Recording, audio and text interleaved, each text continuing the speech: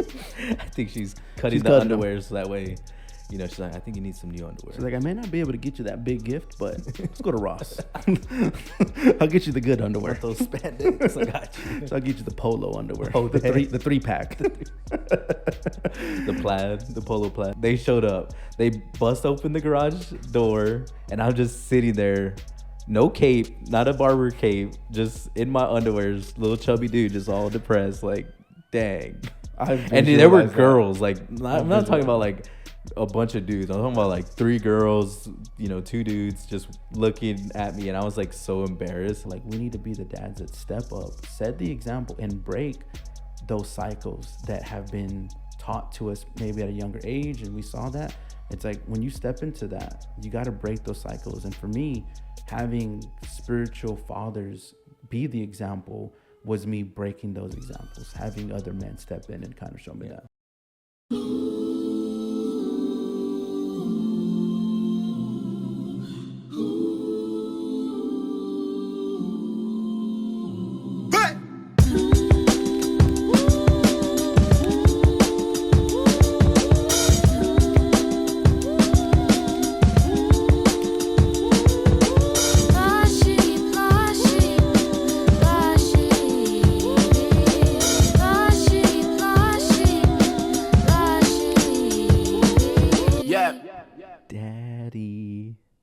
Daddy wasn't there to take me to the fair, to change my underwear.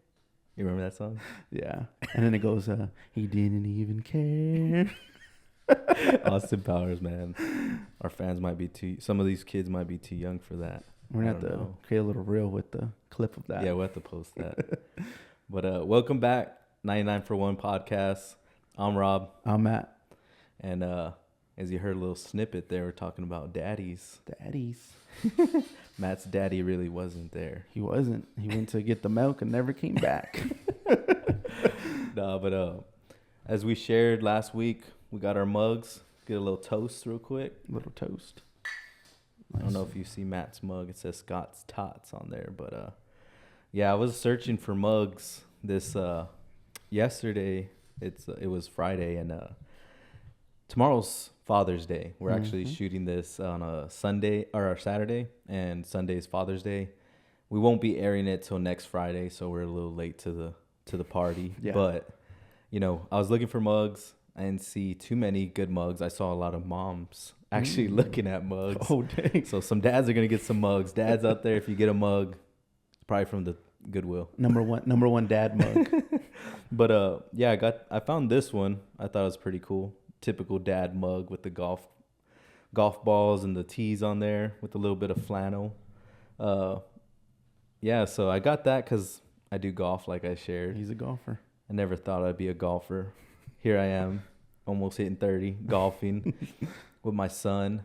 Another thing I thought I'd never do, because I always hear these dads talking about, like, we go golfing to get away from our wives and kids. Yeah. And now, like, I take my wife sometimes, I take my kids, and people probably look at me like, poor dude. And to me, I don't care. I enjoy it. Like, my son, watching him learn how to play golf is actually really cool. But that's why I got this golf mug. I like this one because if any of y'all know, one, I love The Office. It's a really great show. That's why I had to get it from. But if you remember this episode, Scott's Tot, Michael Scott makes a promise to some of these kids that once they get out of high school, he's going to pay for their tuition. He got them all covered, and all of a sudden he gets the news, and here they are ready to get out of high school. And he's about to break their little hearts because he made a promise that he cannot keep. It's typical dad moment. You know, you have a promise, and you know, the kids always remind you, hey, Dad, what about this weekend? My kids love to do that to me. You know, even though I may say, hey, next week we're going to do this. Hey, Dad, what about this weekend? What do we got going on this week? You said. And I remember this dude made a promise to my son. Yeah, I told this dude when I was in the Marine Corps, I was like, hey, Jeremiah, he was probably like 3-4 years old. Like, I'm going to take you to Disney World or Disneyland. And he's like, oh, yeah. And every time I would come back home and I'd see this dude, of course, he's getting older and older. He would always remind me, like, are we still going to Disneyland? I'm like, dude, I forgot about that. My dad would call me some weekends and be like, hey, Jeremiah keeps bringing up that you said you were going to take him there. When are you going to take him? And I'm like, I didn't understand what it was to be a dad yet at that moment. I was not a dad. So making those false promises, I totally forgot about all the false promises that were made to me. You were the cool uncle. Yeah, there was always that cool uncle. This dude's a cool uncle to my son Jeremiah, especially when he was growing up. It was a really cool thing to see. Rob step into the uncle role and making those promises. But I know we're talking about Father's Day. Do you ever have like high expectations for gifts when it comes to like Father's Day? How does that look for you? Yeah, so I'd be lying if I didn't actually say I enjoy a good gift. Mm-hmm. Like my wife knows my love language is gifts. And it's funny because it's like my wife isn't working at the moment. She's a stay-at-home mom. So, she kind of knows like, do you want something for Father's Day? I'm like, well, I know you can't really get me anything. And it was funny this year, we had a couch that we took out of the studio. And I told her like, look, I know you don't got no cash. Don't mean to put you on blast, but I know you don't got no cash. Yeah. Sell the couch and whatever money you make, if you want to get me a gift, go for it. Yeah. Like I was just going to use that money to put back in my account for the chairs that we bought. And she actually got me this fitness watch. I like that watch. That. He's a runner. Yeah, he's a runner. He's track star. But yeah, I definitely, like I said, sometimes I do get a little bent because I'm a gifts kind of guy. Yeah. But it's never like I'm expecting something because I know that's not really the mindset to have because you could end up being disappointed. Yeah. Kind of like, you know, we saw our dad growing up. For real. Always disappointed on Father's Day. Yeah, so how about you? Do you ever have any expectations for your Father's Day gifts? I'm going to be honest. I'm really bad when it comes to Father's Day. I get in my head. I'm like, it's all about me. It's all about me. It's like my kids should be getting me the best gifts. But all jokes aside, I do have expectations, but I'm the type where it's like, don't surprise me. Let me tell you what I want. Like, I'd rather just tell you like, hey, I want a hat. I want this. I want that. And then, of course, to me, if that doesn't happen, it's cool. Like, I'm not going to throw a big fit about it. You seem really sad right now. Let me guess you didn't get that gift you wanted. Not yet. It's not Father's Day. I haven't got it yet. I haven't got it yet. But no, I think for me, I can get in that way, that mindset of having an expectation when it comes to gifts. But I try not to, because then I'll be all bummed out and, honestly making my wife upset. Like, this dude's just selfish about this. Yeah, so. Like those dads that always complaining about getting the underwears, getting the socks. And like I was joking with Matt. I'm like, dude, at this day and age, at my age, I'm like, I'm happy with a pair of socks. For real. A pair of underwears. Got them holes in the underwears. It always happens around this year, though. This time of year, I think my wife's cutting them. I think she's cutting the underwears that way. She's like, I think you need some new underwear. She's like, I may not be able to get you that big gift, but let's go to Ross. I'll get you the good underwear. Those spandex, I got you. So I'll get you the polo underwear. Oh, the three pack. The plaid, the polo plaids. It's funny that you say that because it reminds me of Dad. Father's Day would come around and he would always kind of have that mentality of like, I got a barbecue for myself, and I'm sitting there like, dude, I can't even barbecue. Come on, like, give me a chance here. I'm only 8, 9 years old, but every year it would be that same. We would see it, we would see that, and then of course, Mother's Day, he would have his mentality on that too. But he always seemed to be upset when it came to Father's Day all the time. Yeah, it's like he would. I remember him always having the. I want to say it was a joke, but I really felt like he felt this way. But, it's funny the way things are set up because it's like Mother's Day's first and then it's Father's Day. And I remember he used to always tell our mom, like, you're not my mother, so why do I have to get you a gift? I'm like, that was like looking back, like if he wasn't joking, that's probably like one of the most harsh things you can say. And it's like you're wondering why exactly you don't get nothing for Father's Day. Yeah. Not only that, but our mom would cook every day. It's like, you want her to cook on Father's Day. That's how dads are, right? Yeah, it's like, I got to cook for myself on Father's Day. And it's like, well, your wife probably cooks for you every day. Yeah. And, if she cooks for you this day, you're going to probably still make a assumption that it's not good enough. Yeah, I mean, most dads know when it comes to the whole barbecue thing, they want a barbecue. It's like, come on, what dad doesn't want to get out there on the pit, get something, throw some good meat on there? So a lot of times, if you're complaining about having a barbecue for Father's Day, it's a selfish thing because you really want to be out there. Oh and yeah, cook some good barbecue. At least in our case, me and you both love cooking, so we're not out there complaining for sure. Yeah.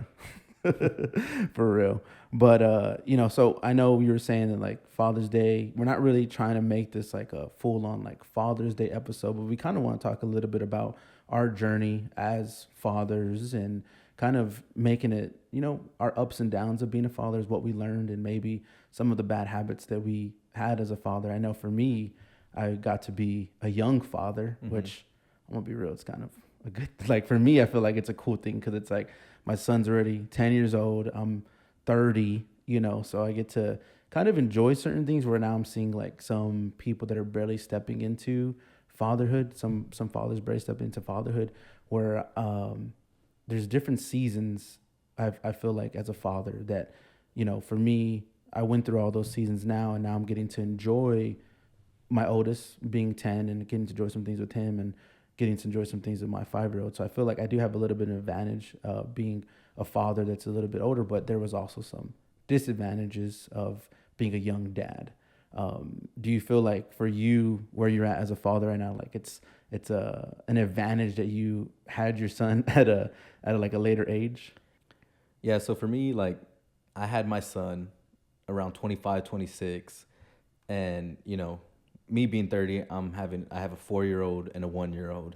So it's definitely different dynamics for me and you. I can see that already. Yeah. Like I kind of look to you on advice for father, how to be a father. And like we said, we're not trying to shoot a Father's Day episode, even though we're talking about Father's Day, because we know it's going to be a little late. But, shout out to any fathers out there. I want to say that, I know we didn't really get to start off with that, but any fathers out there who have children, or maybe you're stepping into the role of fatherhood, or maybe, you took on someone else's children and you're being a father, or even if you and your wife or girlfriend didn't work out, but you're still in your kid's life, you're playing that, role of a father, man, shout out to you. Cause it's not easy. Like you said, easy. Being, even a father at 25, 26, in some people's eyes, that's still young. Yeah. And, you always hear that people talking about like, you're never going to be ready for fatherhood. And it's so true. Like any young dads watching this, or future dads, soon to be dads, if you're watching this, like you're never going to be ready. Don't think, you have to have the perfect job. You had to do all your traveling. You had to do all that. Like, is it cool? I mean, I was, like I said, 25, 26. I had already did a lot of traveling while I was in the Marine Corps. I went to, a lot of different countries, and, it is a little bit easier for me to sit here and say, yeah, maybe it was kind of easy for me that way. I don't have to always think like, what if? But then still, I run into my own issues as a father who kind of stepped into fatherhood a little bit later. But like I said, luckily I have you there who kind of, guides me in those paths on how I should raise these boys, because we have 2 boys. So the boys, to me, I always hear all the time whenever I see families, for some reason, boys are wild. Like they're just full of energy, crazy as far as like just always into things. And I think right now I'm gonna talk a little bit more about like my older son Jeremiah, because this is a whole new season for me. This guy is no longer like the baby that I thought was gonna stay a baby forever. He's now embarrassed of even my presence. I can just step into the room and he's like, "Get out, Dad, get out of my room." But I know deep down inside, he still enjoys me being around him. But there were some things, man, that I went through this year alone with this guy, where I was just like, what is going on with this kid? And I know it's not just like the generation of kids, but like I'm now having to learn new things, like as having a 10-year-old that I had to throw out the window of like, he's not the same as my 5-year-old. So I know right now I'm enjoying him being older, but I also know that like it's going to be a whole new testing with him. And also too, him being the older, I'm like trying to teach him like, hey, don't give your younger brother the bad habits that you have. Like, let's break those habits that you have And, you know, I don't want to put this guy on blast out there, but, you know, there were some things he did during the school year where I was just like, dude, what are you doing? Like trying to sneak a kiss with the girl, and I'm just getting the call from the principal. Well, look whose dad is. Come on, people know your story now, wow. so you can't be throwing this man under the bus. It is true. It's like they say, right? Like your son, like or father, like son. Exactly. There you go. Like father, like son. So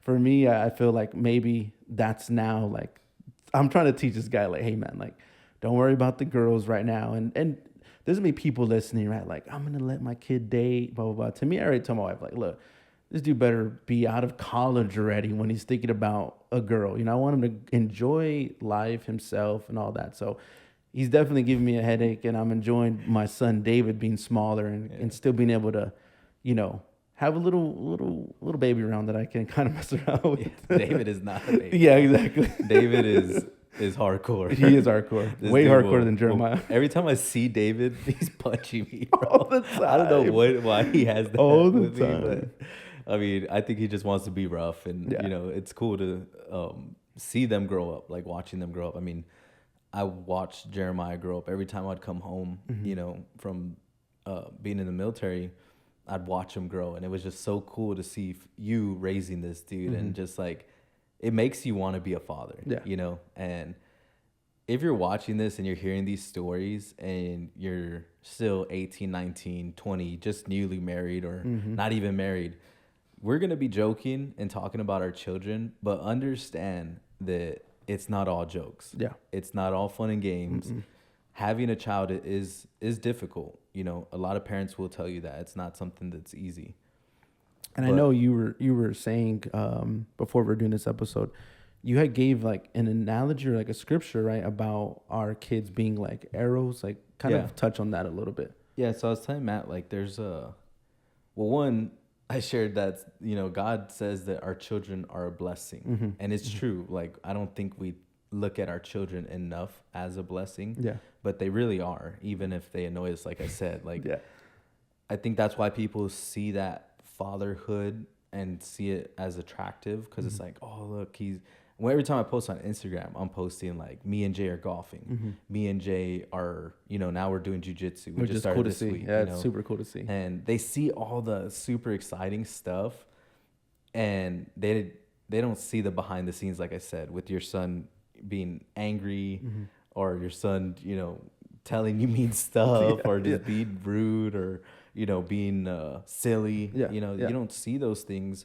And I think we don't look at children sometimes as being a blessing. Yeah. And like I said, there's parents out there who don't have their children anymore. Yeah. You know, it's sad to say there's going to be fathers out there celebrating Father's Day without their children maybe this year for whatever reason. And it's sad. And there's also other husbands out there who can't have children for whatever reason. Yeah. And, you know, we sometimes take it for granted. For sure. We take our children for granted. And it was going back into the other scripture where it says that children are like arrows in our quiver. Like they're basically our ammunition for our weapon, right? Yeah, yeah. And it says arrows, right? Yeah. But imagine, you know, nowadays you got an M16 or AR-15, whatever you want to call it, right? You have this weapon. They're the bullets you put in there. And either it's going to backfire and shoot you in the foot, or you're going to project, you know, that round down range and it's going to hit its mark. Yeah. So I think that's kind of what the scripture was talking about. Like that's, I've always enjoyed that scripture when I read it for the first time. Like, dang, that's pretty hard. Like I never looked at especially having boys, like raising boys. And it's like, I said, you're either going to train them to hit the mark that you want them to hit. And of course, every child's going to grow up and make their own choices, whether it's good or bad. We can't always make sure they hit the mark, but we do play a big part in our children's lives as far as hitting the mark. And I think, you know, it can go both ways. It can be good or it can be bad. Yeah. You just saying that it's I don't want to say like it's scary, but it's like real. Like, you know, whatever you're teaching your kid, whether it's intentional or unintentional, it's real. Right. Like, I think for me, being a young father, there was some unintentional things that I was doing that my son was watching me do, you know, being selfish or maybe even like putting things or arguments that I was having with my wife of being a young dad. Because to be honest, like for me being a young dad, I was a bit selfish. You know, I was selfish at times. So I didn't have that mindset early on as a young dad about like what you're saying. Like whatever I teach my son, it's either going to be for good or for bad. And later on around it, and we see it comes back around, and we see, you know, maybe us, for example, like maybe there are certain things that we weren't taught at a younger age that we had to go through, and thank God, you know, Jesus saved us and we didn't go down a different path, but it could have ended up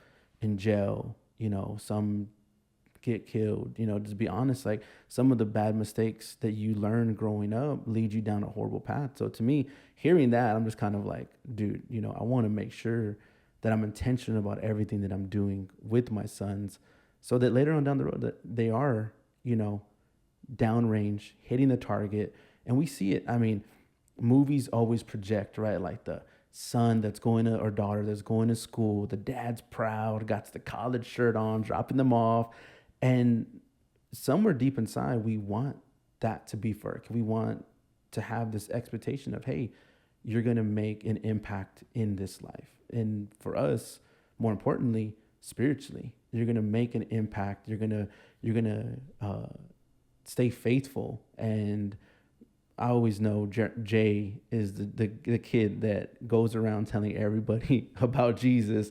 We were at an estate sale and he was literally having a conversation with this lady. So you can already tell right there that like, you know, you're instilling some things in him. Yeah. I mean, it wasn't always, you know, like Matt shared, when we kind of mess up in the beginning as fathers. I mean, I think a lot of fathers, if they're not having someone there, maybe their father or their grandparents or whoever in them kind of steering them in the right direction on how to raise these kids, they can find themselves making a lot of mistakes early on. Yeah. And it's how long before you catch those mistakes and possibly mess your children up. I know for me, when I had Jay around, you know, he was born 2020. I was not saved at that time. Yeah. I was deep, like I shared in our testimony video, smoking dabs, smoking weed. And I remember like being a stay-at-home dad. My wife was working. She went back to work after Jay was like 6 months. So here I am. My dad isn't really in the picture helping me raise this kid. Yeah.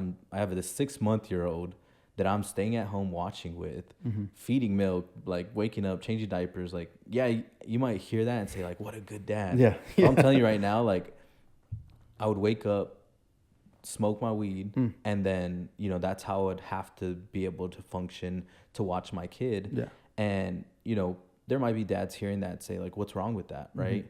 And it's like, as Jay got older, he was like 1.5. I still wasn't saved. I remember there would be times like, you know, where I'm just seeing him see these things, or maybe not see them, but I know deep down inside, like, what impact is this going to have on my child? Yeah. You know, I remember just thinking, like we shared last time, sometimes parents think it's funny to give their kids beer. I remember one time he had grabbed one of my empty beer cans, and it's like, thank God it was empty, right? Yeah. It's no harm, right? But still, like, what if it wasn't? Yeah. And you might say, well, we can't play what ifs, but that's how it happens. Oh, yeah. You know, you hear about these kids in the hospital because they swallowed their parents' weed or whatever. I remember a specific time I took Jay to the hospital, and there was a dad there with his baby, like not even a 1-year-old. And I remember I was saved now, and I got like the Holy Spirit came over me and was like, see if that guy needs help, because he had this baby in a diaper outside the ER. We had took Jay because he had asthma at the time, and he had an asthma attack. So we took him to the hospital. We see this father outside with this baby, and it was cold during winter, and he's holding this baby with just a blanket, and the baby's in a diaper. Yeah.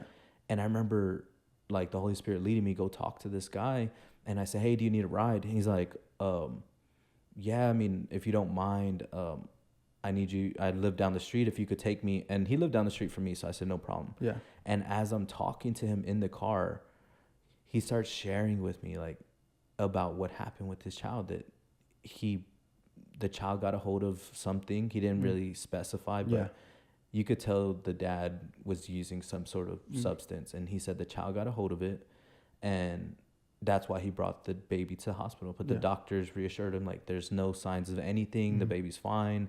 Go home. And I remember I shared the gospel with him that night, and he was just so grateful to hear that he was forgiven for whatever mistakes he made. But I was just thinking, like, I saw myself in this father. Like I said, what could have happened if I didn't change my ways? And I'm grateful now, right, that my son doesn't have to go through that situation. But it's definitely a moment of realizing, like, man, we can definitely make mistakes early on in fatherhood. And like you shared, like, now look at Jay, right? Yeah. Come full circle, right? Like, now I serve in the church for about most of his life, around 3 years, 2.5 years, almost 3. He's seen me in the church. He sees, like, every time we're at the table, we didn't pray. We need to pray. Or like you shared, we go out to HEB, we go anywhere, and he's sharing the gospel. And I know people might think, like, you know, that's crazy. Like, you're brainwashing your kid, whatever. I don't care. Like, no, he's doing it like in a super, like, he's being intentional. Of course, he's a kid, so he's being cute. Like, people think, oh, it's cute, but he's being serious. Like, when he's being out there and actually talking to these people, like, he's being serious. He comes off a little aggressive sometimes. Like, you go to church. He'll say, like, you go to church, and they'll be like, yeah, I go to church, or no, I don't go to church. But it's like, when it's a 4-year-old, what are you gonna say? No, you know, if I come out and like try to talk to someone like that, they'll be like, get the heck away from me. For real. But you know, with my son, you know, I didn't tell him to go say those things. He sees it and he does it, and that's kind of how our children are. We are gonna lead them in the direction that they're gonna go. Now, we can't make every decision for them, but we can guide them. We can definitely steer them in the direction that is going to be best. And I know, you know, growing up, one of the things I remember always saying is, like, I'm never going to do that to my kid. I'm never going to spank my kid like that. I'm never blah, blah, blah. Right. Every parent always says that. Everybody says that. And it's like, now you find yourself realizing, like, oh, that's why my parents had to discipline me. That's why I was always in trouble. So it's you know, parenting is definitely one of those things where you are guiding your children, and understand that. I think sometimes we lose track of realizing that as a parent, we're kind of the ones who are gonna, you know, show our kids the things that they either need to see or they probably shouldn't see, for sure. Yeah, like you said, you caught what you were doing early on so that your son wasn't affected by it. And for me, it's kind of the opposite. I was showing Jeremiah, my oldest, all these bad things, because even now we'll be out somewhere, and of course I was always smoking weed when he was growing up, like 5, 6, even 7, 8 years old. He was still not seeing me, of course, because I try to go hide and do it, but he knew something was up. And now we could be out like at a Target and a car passes by. He's like, what's that smell? He knows what the smell is. He just doesn't want to say it.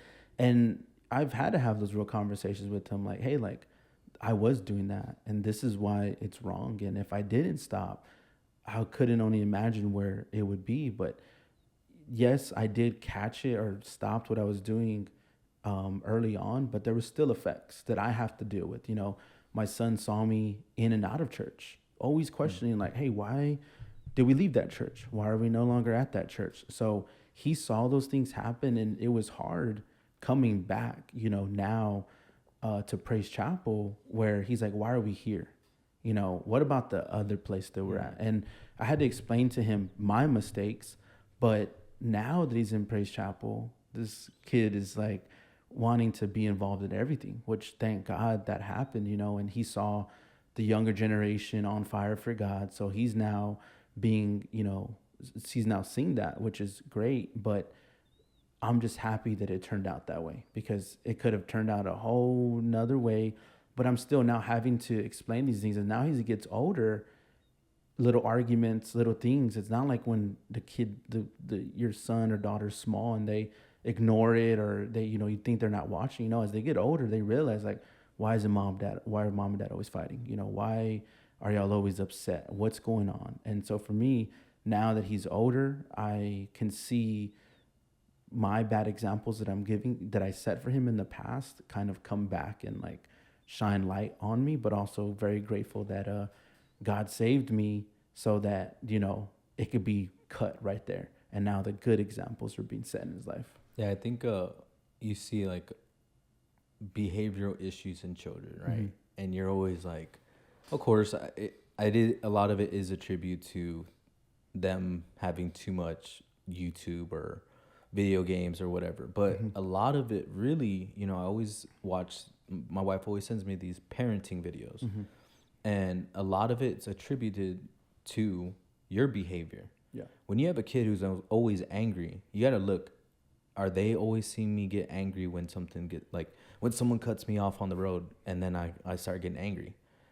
And then I wonder why does my child always get angry when something happens? Or if your child's always crying, are you always crying? Are you always complaining? Are you always whining? Like, you have to understand a lot of the behavioral issues stem from the parent, not just fathers, but mothers also. But I think, we're only in control of ourselves, and me and you are the fathers of our children. And of course, having boys, I always hear people say, like, when they're at this age, the mom raises them, but once they hit this age, that's when the dad needs to start, raising them to be men. Yeah. And I think, I have the baby Bobby. He's 1 year old, and I gave him a mullet recently because I was tired of seeing his hair get all crazy. I love the curly mullet. hair. I love the mullet. And I think when I cut his hair, this dude just like gained his consciousness. Like, he realized, like, I'm a boy, Yeah. and he started doing crazy stuff. Like, I don't know why, but just after that haircut, this man's whole attitude changed. I love that. But right before that, my wife she still breastfeeds him, and he's just attached to her. And I'm like, why doesn't this dude like ever love me? And I'm so used to Jay being like, best friend, I want to hang out with you. And then I have Bobby, who was just kind of like, maybe every once in a while he'll come and give me a hug. But now he's starting to hit that age, 1.5 years, where he's wanting to be with his dad. And of course, there's still a lot of time for my wife to raise him, nurture him. But I can see the transformation now, where I'm going to have to start bringing him with me and Jay and doing stuff with him. Like, me and Jay always do everything together. And now I can start seeing Bobby start coming more attached to his father. And I think, I always say I want to be a girl dad. Like, I want to have a girl. Yeah. But we don't know if we're definitely going to have more children for sure. Yeah. But we don't know if we're going to ever have a girl. So I can only really speak on, me and you both can only speak on the perspective of having sons. And, it is awesome. It's definitely fun. But I know we talk about, right now us setting these examples for our sons. And I think back, with our dad, trying to raise these 2 boys, knuckleheads, and then having his 2 daughters as well in the house. So it was a full house. And, I always say something when it comes to my parents or our parents, it's like, they only knew what they knew, right? Like, he only could have been the father for us that he had the father being. But there was a point in my life where I would like hold things against him. Like, why was he so mean to me? Why was he like always hard on me? But realizing like now that we talk, he always tells me like, I was just trying to get you ready for the future. And as I sit back and I think about it, I'm like, you're kind of right.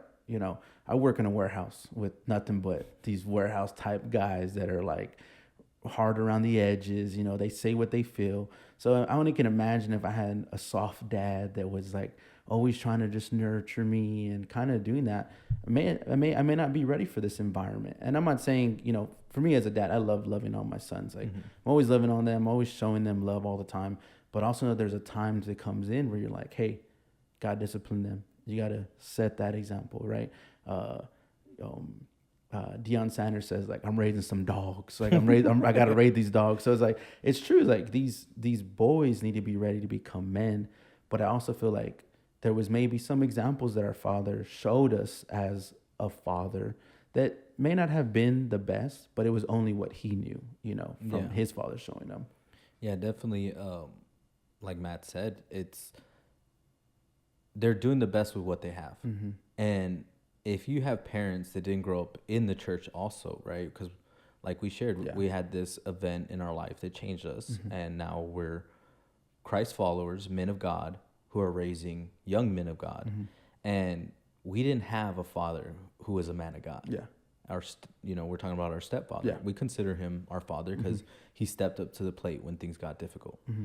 And in my opinion, I think any man who steps into that role of fatherhood to children that aren't even his, man, kudos to you. Like, that's probably one of the hardest things. I don't know, because like I'm not doing that, but I would definitely say, like, seeing other men do it, I know it's not easy, but you're only going to be able to do what you were taught, at least for the most part.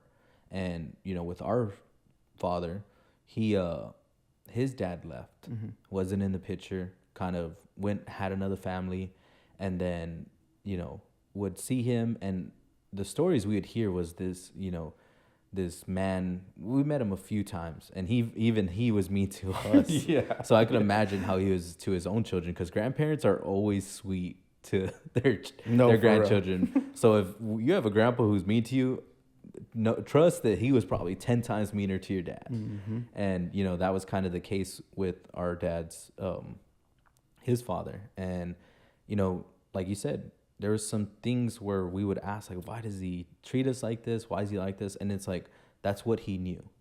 And I think that touches on, like, there's a lot of dads out there, like you said, we're raising men, but there's a lot of dads out there that think they need to be these macho man. Like, I need to, rub dirt on my son after he gets a cut. And it's like, dude, you chill out, right? Yeah. Like, you need to love him, right? Like, there's nothing wrong with showing your son that you love him. Now, I always tell my son Jay, like, he's the firstborn. You can tell he's always been babied.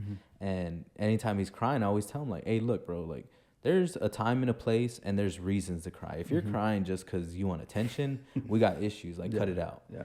It's not that I'm trying to be mean to him, but if I see this dude smash his head on the floor, like, and he starts crying, I'm not gonna tell him, like, shut up, like, Get up. get up. I mean, if it's a small little slip and I see him cry because people are watching, then that might be the time where I need to say, hey, look, let's not do that. Yeah. But it is hard to understand when you have a father who's this macho man who thinks, like, this is the way it is to be a husband, right? I know we're talking about fatherhood, but I think watching our dad grow, when we were growing up, we kind of saw some things that he did in marriage that kind of made us either, and I know in my life, I can't speak for you, but I know in my life, like, I kind of carried those things into my marriage. And I hate it because they were not good things.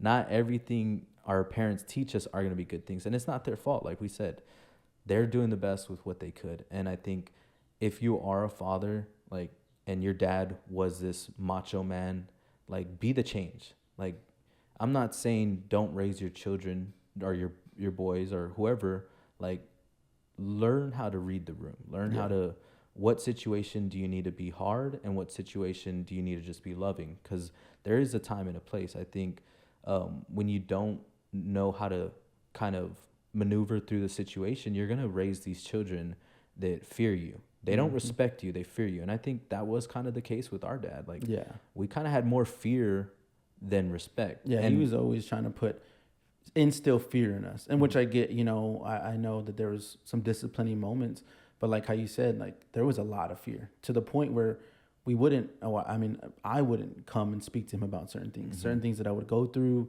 certain things that I probably should have went to my dad for advice, or he should been able to sit down with me and talk to me through things, kind of like how I said with my son Jeremiah when he had that incident at school.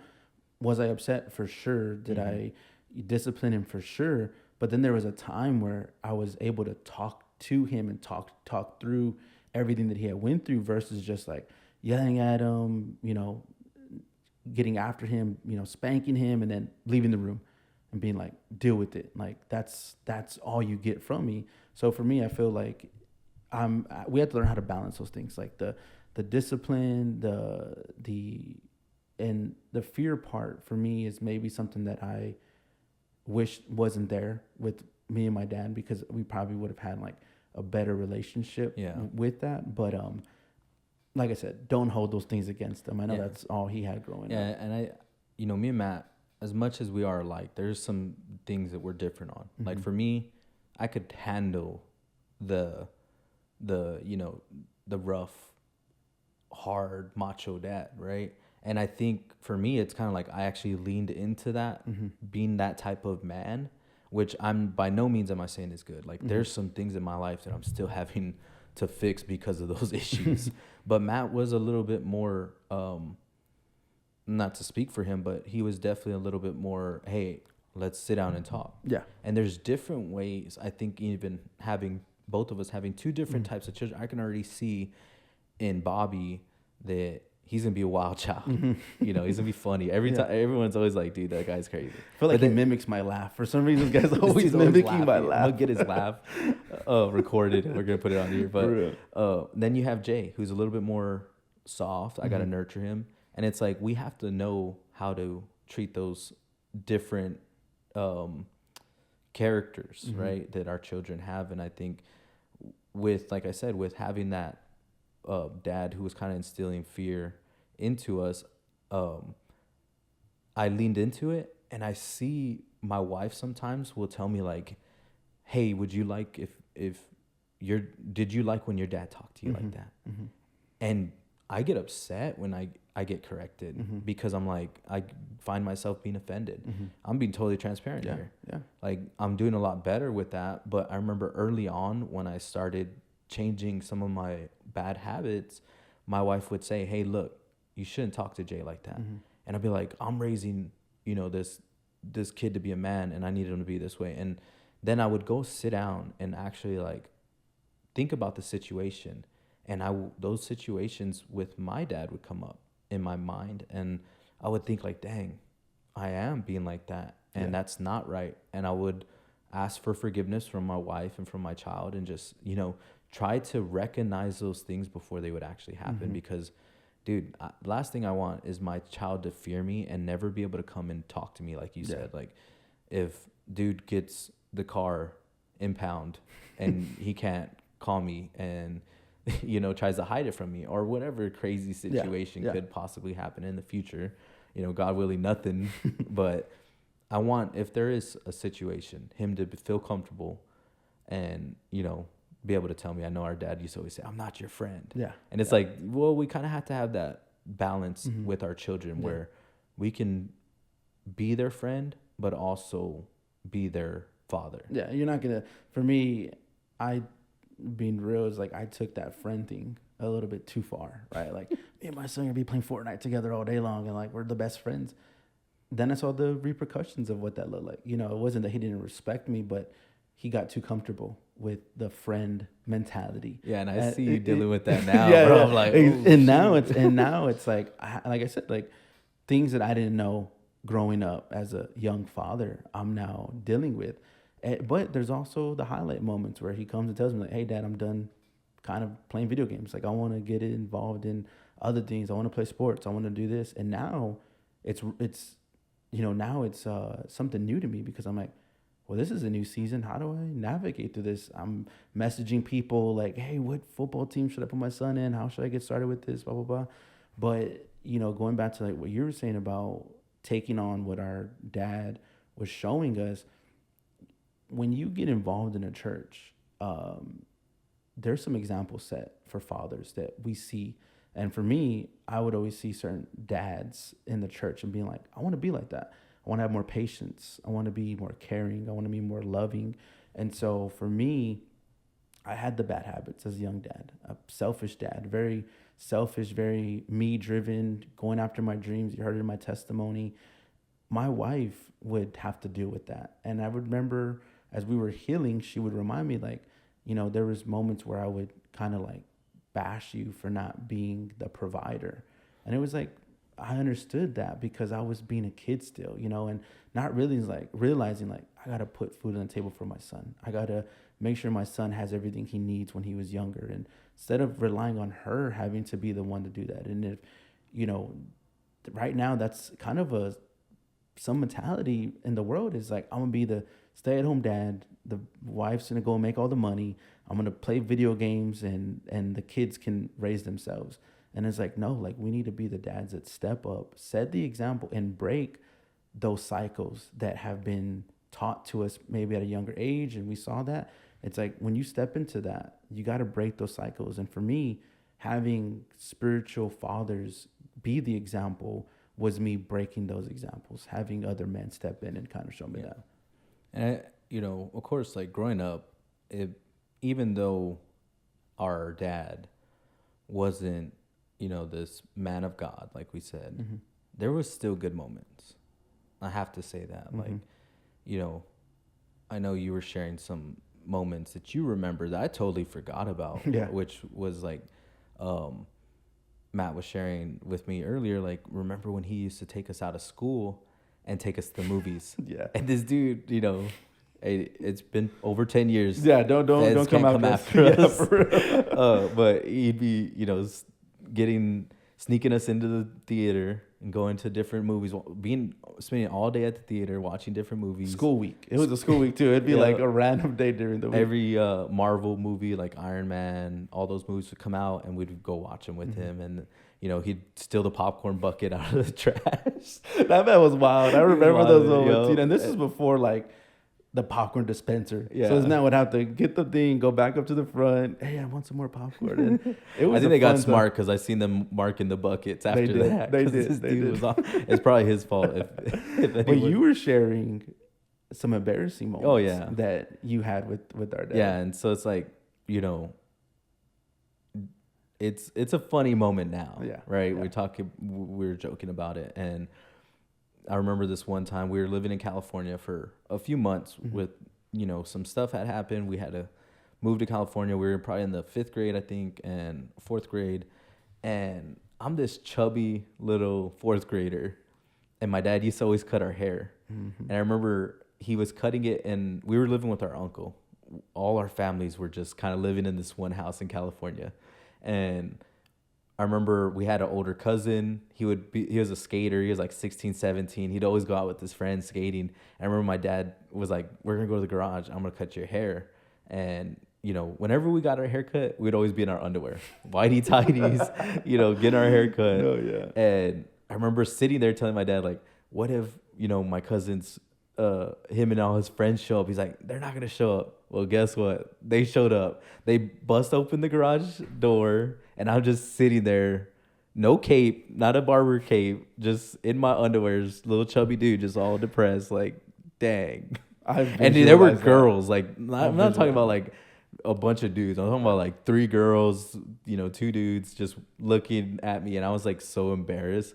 It's funny now, but there's just those embarrassing moments that you remember as a child that your dad was just like, what were you thinking? No, yeah. And I remember that you were literally just sitting there all sweaty, hair stuck all over you.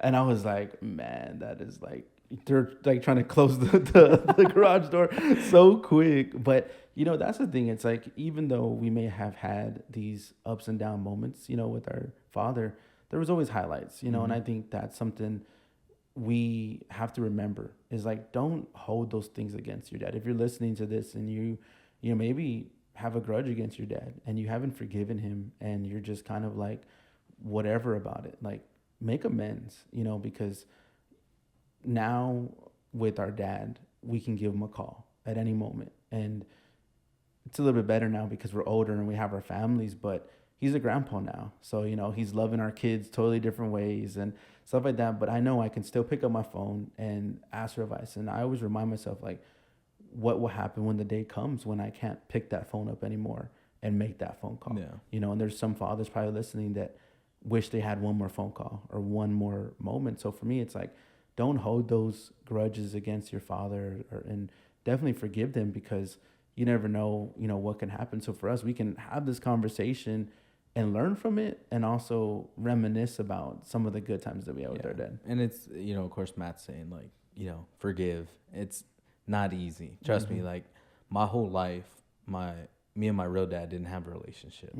And I kind of would always say that I hated him. And that's a strong word to use, right? Yeah.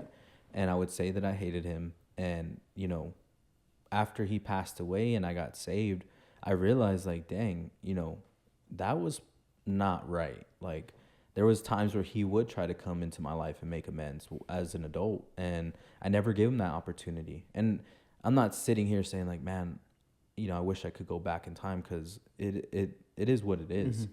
But going back to your point, it is, if you have that opportunity just to talk to them and figure out, what went wrong, why did you raise me like that, how can you learn? And talking about being in the church now, we have these people that we look at that kind of help us see that what it is to be a father, and from a better light, of course. But there was always people in our lives growing up that were influential, played a fatherly role. And I would always share this with one of the brothers that was coming to our church, and he was a father. And I would always say, like, you, and I think I share this with you, like, you can be a good father and not go to church. Mm-hmm.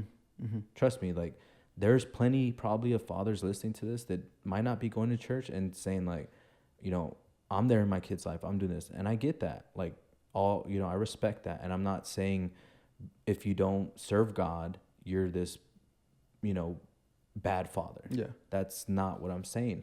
But there will be some adversities that your child has to face, some morality issues that they might need God in their life. And there's probably issues that you're facing that you need God in your life. And I would always tell them, like, hey, look, you can raise them so good up to a point, but once they get older, they might go through some challenges where they need God's help, and you can no longer help them, or you might not even be there, and it's only going to be God. And of course, it's like, I remember I had people in my life, like I said, that didn't serve God growing up. There were great examples of men who did well. I mean, my grandpa was one of them, right? Yeah. Like, we talked a little bit about the stuff he would do, support us in football, support us in any endeavors that we would get into. And I remember, like, he would take us to Monster Jam every year. And that was like the most highlight. Yeah, like, we would wait every year for January to come around to go see Monster Jam. I got the 2007 Monster Jam shirt. I probably went to this actual event. Yeah.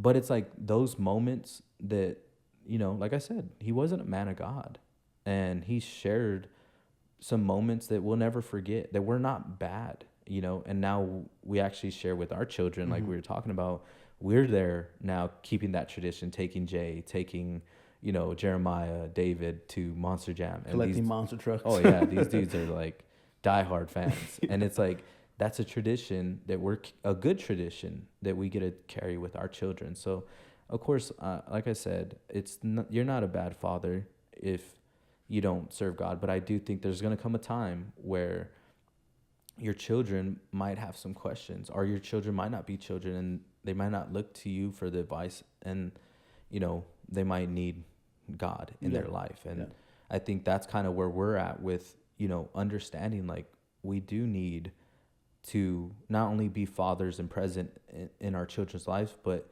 seeing other men now in the church that did a great job representing what a father, what a husband looked like, and serving God. Yeah. And I know you're sharing with me about one of the spiritual fathers in your life. Shout out to Brother Martin. He was a huge huge fatherly role for me, especially at a time where my marriage was kind of like rocky. But also, when your marriage is rocky, you can't be the best father. You're too worried about like trying to keep your marriage going. So for me, I wasn't being the best father at the time. And I remember the way he was trying to get through me was he was trying to get me to ride bikes with him. We'd go to church together, we would talk high and by, and I would always hear like, Brother Martin's the guy to ride bikes with. He has all these bikes, and I'd be like, that's cool. And every Sunday he'd be like, hey, you want to go riding? And I'm like, no, I'm good. And then finally one Sunday he's like, you want to go riding with me? And I'm like, I don't have a bike. I was like, that's probably one of the reasons why I don't want to go riding with you. He's like, you know what? I'm going to give you a bike. He didn't say like, I got a bike. He's like, I'm going to give you a bike. Just come riding with me. I was like, okay, cool. I'll go riding with you. And I would spend this time with him on this bike ride that would turn into a relationship with this man. He would invite me to his home. I would see, he had older kids already, but you can tell, one, he had certain standards that were biblical for his family, for his kids, for his daughters. And they were in college, they were doing their thing. They were, one was about to get married. And we would one day share breakfast together. And he was sharing with me how his dad had passed away and how all he had was memories. And I'm sitting there and I'm listening to him, and he's just telling me about all these, highlights and also all these low points. And he would sit there and tell me, like, one thing that all you have is, like, you just have from this period to this period to be there in your kid's life. Once that's over, there's nothing that you could do anymore. Like, they may be able to call you, they may be able to share that, but from here to here. Yeah. And he's like, what are you doing? And at this time, all I had was Jeremiah, and then David was about to be born. And it was just kind of like a reality check, because not only was he telling me this, but he was showing me, inviting me into his home, how he treated his wife. His kids always wanted to be around him. And I was like, I want that. I don't want to get older and my kids never call me, never want to come around. They never, all they have is, bad memories about me. So he would go on to be a huge impact in my life, but it was through his examples that he would set. And there was like a light bulb that shifted, that it was like, I'm now going to be like Brother Martin and try to be like a dad like him. And yeah, I mean, spiritual fathers are, I think, a huge role in our lives when it goes from getting out of what we know as kids, and then we step into the church, and now we see a whole new world.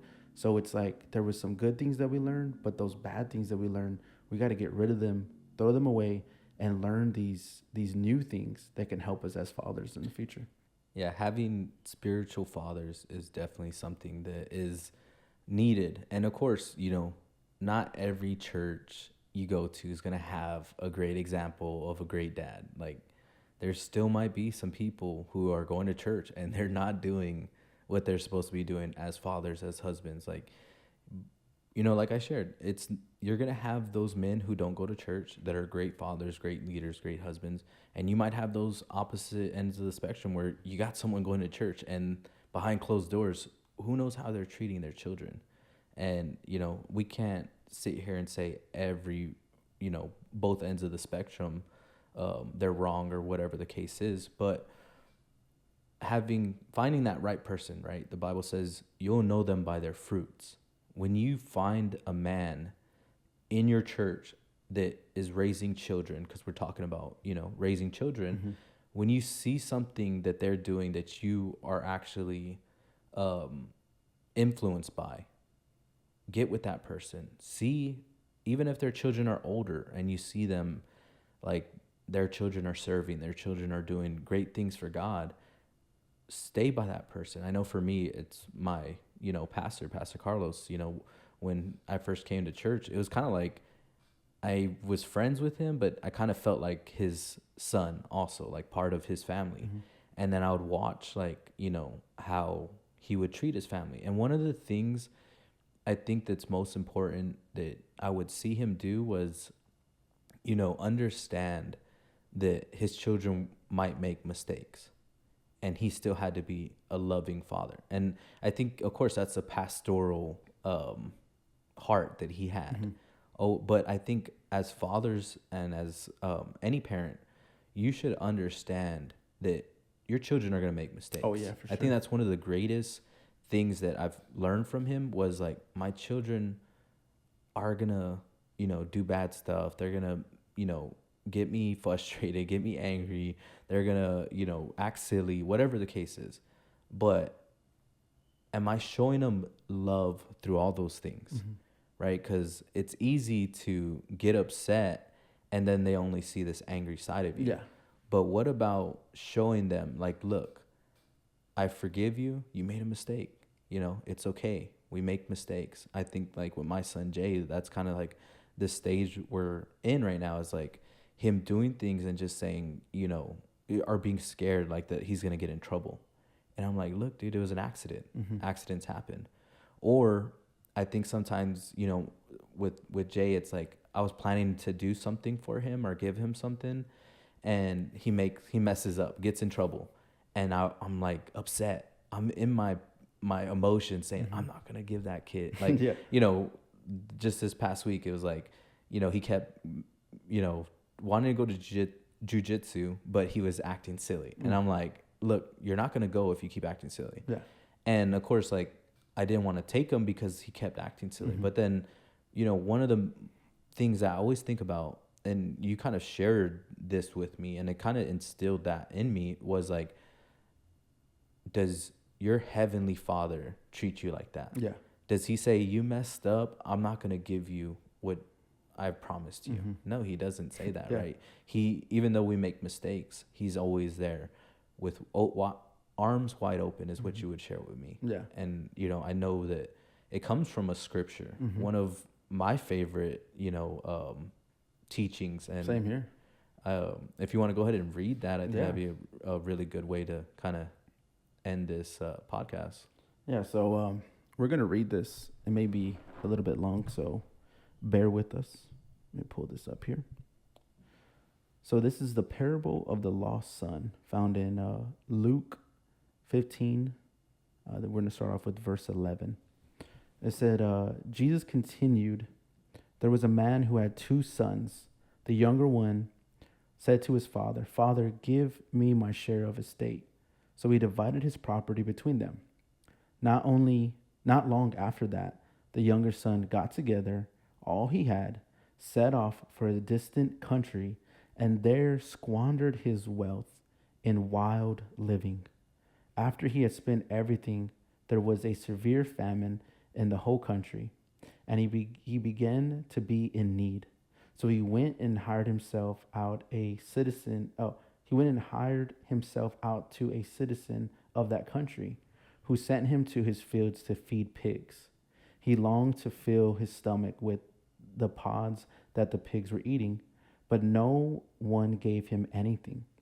When he came to his senses, he said, how many of my father's hired servants have food to spare, and here I am starving to death? I will set out and go back to my father and say to him, Father, I have sinned against heaven and against you. I am no longer worthy to be called your son. Make me like one of your hired servants. So he got up and went to his father. But while he was still a long way off, his father saw him and was filled with compassion for him. He ran to his son, threw his arms around him, and kissed him. The son said to him, Father, I have sinned against heaven and against you. I am no longer worthy to be called your son. But the father said to his servants, quick, bring the best robe and put on him. Put a ring on his finger and sandals on his feet. Bring the fattened calf and kill it. Let's have a feast and celebrate. Yeah, that's, like, that story is so inspirational. Right? Like, I guess that would be the word to say, because here you have this son who says, Dad, give me my inheritance, give me my money. And it says, like, he went and spent it on wild living. It's like these days, right? Like, what's your kid going to go buy? A Lambo? He's going to go live like Jake Paul, go live like these crazy dudes. Yeah, for real. And then spend it all. Yeah. And then the dude was living with pigs, with nothing to eat. And then he realizes his dad is a king. Why am I sitting here eating with pigs when my father has it all? I can at least go back home and work as a servant. Like, that's his mentality. Yeah. It's like, my dad's probably going to be upset that I messed up. And when he gets home, his dad is not upset.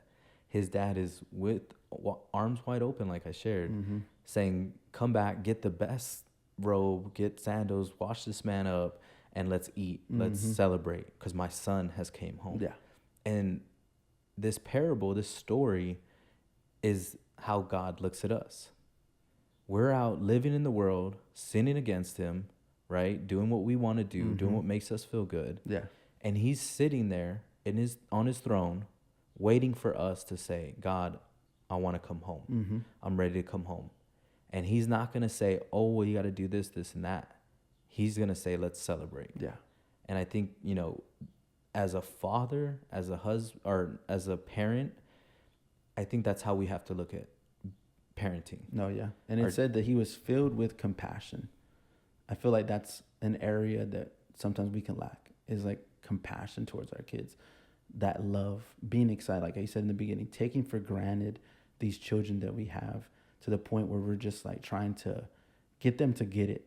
And it's like, they're kids, you know, if they're in that kid state, they may not get it. It's okay. Have patience, but also have compassion for them, love on them. Like every time I hear the story, I envision the father just from a distance seeing his son, probably all dirty, all like raggedy, and all he cares about is like, my son is finally back home. Mm-hmm. So to me, it's like compassion has to be there. You know, we have to love our children and not just be so hard on them when they do something wrong and they make those mistakes. You know, that's me right now with Jeremiah. I mean, you see me sometimes blow up on this young man, and God is reminding me right now, like, you're losing your compassion for your son. You no longer see him like that baby anymore. And of course, I want you to guide him in the right direction, but don't be so hard on that kid. Like, he's gonna get it. You know, he's gonna get it. So to me, I love this parable, and that you chose that. Yeah, it's like right, we talk about the podcast, always going back to the meaning of a lost sheep, right? And that's the God that we serve.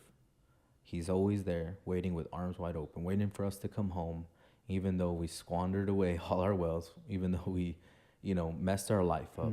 He's still saying, like, come home. Yeah. And, you know, if you're listening to this, and that is you know, maybe you've made a lot of mistakes in life. Maybe you've done a lot of things that you're not proud of. God is there, a good father, a heavenly father. Maybe your real father was never there. Maybe, you know, you've been a bad father. God's there, and he wants to have a relationship with you. He wants you to come home. He wants to dust you off. He wants you to celebrate and show you what a good father looks like. And he is that good father. Our heavenly father is just that loving father, the best father, you know. And it's hard for people to understand that, because they're like, you know, we can't see your God. You know, you're serving this invisible God. No, I'm not. He's there. I've been comforted by God in those moments where my real dad, my stepdad, no man, no woman, no pastor, nobody could comfort me. He was there in those moments comforting me. So if that is you, if you're feeling down, depressed, suicidal, like, know that there's someone who loves you and that will never fail you, and that is God. So come back home. You know, that's the moral of that story, is like, be a parent who is willing to, like Matt said, have that compassion for your children, and know that if you are grown and you are raising children, or maybe you just have that hate in your heart still from your dad, know that there is a father that loves you. So, you know, that's why we wanted to read that scripture and end it with that. No, yeah. And guys, we want to always thank y'all for tuning in to the podcast.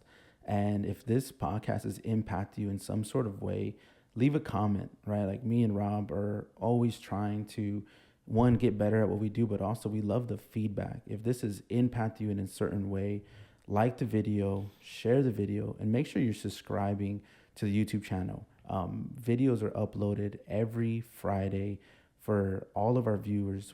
Right now we're getting a lot of good feedback and a lot of new sheep that are watching the podcast.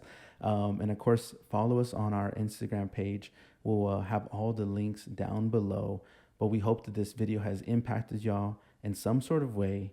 Until the next time. Yeah, I want to say one last thing. Oh, yeah, go for it. Sorry, I don't want to cut you off. No, but, you go. You know, if there's anyone who stayed to this point, watch the whole video.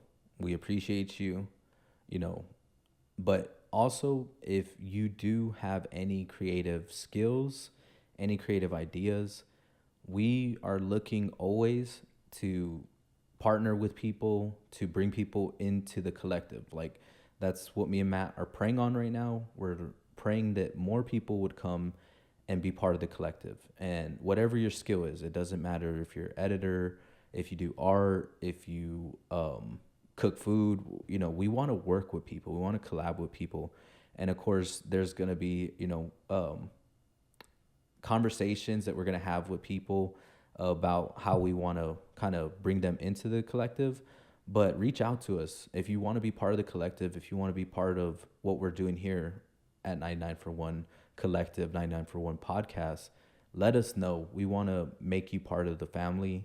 And like Matt said, we're all, you know, just some sheeps lost sheep's looking for a shepherd, and he's there, waiting for us. So Yeah.